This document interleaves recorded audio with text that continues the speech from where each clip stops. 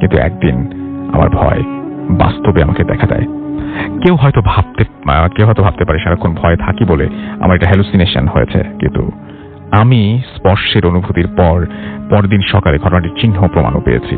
ঘটনাটি তাহলে খুলে বলি। প্রতিদিনের মতো ওই দিনও ঘুমোতে গিয়েছি। বিছানায় শুয়ে চিন্তা করতে করতে কখন যে ঘুমিয়ে গেছি বলতে পারবো না, কিন্তু মাঝ রাতে কোনো একজনের খুব নিচু গলায় ডাক শুনে আমার ঘুমটা ভেঙে যায়।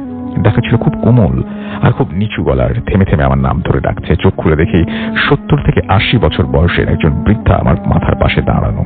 তার চুলগুলো সাদা আর তার গায়ের রঙও ছিল সাদা। সে আমার দিকে তাকিয়ে মিষ্টি এসে বলল, তুই তো একা থাকতে ভয় পাস, তাই আজ তোর সাথে আমি ঘুমাই। এই বলে সে আমার বাঁ পাশে শুয়ে পড়ে। বিশ্বাস করেন, আমার একবারের জন্য কোনো কিছু মনে হচ্ছিল না, এক ফোঁটা ভয়ও হয়নি, বরং মনে হয়েছে বৃদ্ধা মহিলা আমার সাথে না হয় ঘুমাক। এই ভেবে আমি পাশ ফিরে শুয়ে পড়লাম। কিন্তু কে এই মহিলা, কোথা থেকে এসছে, এগুলো একবারও আমার চিন্তায় আসলো না।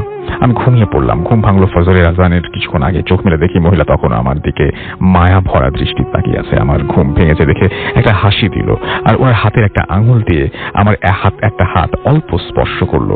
তার হাতের স্পর্শ আমার সমস্ত শরীরের লোম দাঁড়িয়ে গেল। খুবই গরম মনে হচ্ছিল, কেউ যেন আমাকে আগুনের ছ্যাঁকা দিয়েছে। আমি সঙ্গে সঙ্গে লাফিয়ে উঠে আমার হাতের দিকে তাকালাম। দেখি হাতের অল্প একটু জায়গা লাল হয়ে গেছে। রাগে বৃদ্ধা মহিলার দিকে তাকিয়ে দেখি কেউ নেই আমার পাশে। ভয়ে তখন জীবন বের হওয়ার উপক্রম। আমি বিছানা থেকে নামতে চাইলাম, কিন্তু আমি এক ফোঁটাও নড়তে পারছি না। মনে হচ্ছে কে যেন আমার শরীরটাকে বিছানার সাথে আটকে রেখেছে। খুব কষ্ট আর ভয় হচ্ছিল। কি করব বুঝতে পারছিলাম না। সমস্ত শরীর ঘামতে শুরু করলো। হঠাৎ আজানের সুর শুনতে পেলাম। ধর্মড় করে উঠে বসলাম। বিছানা থেকে লাইট জ্বালালাম। কিছুক্ষণ চুপ করে বসে রইলাম।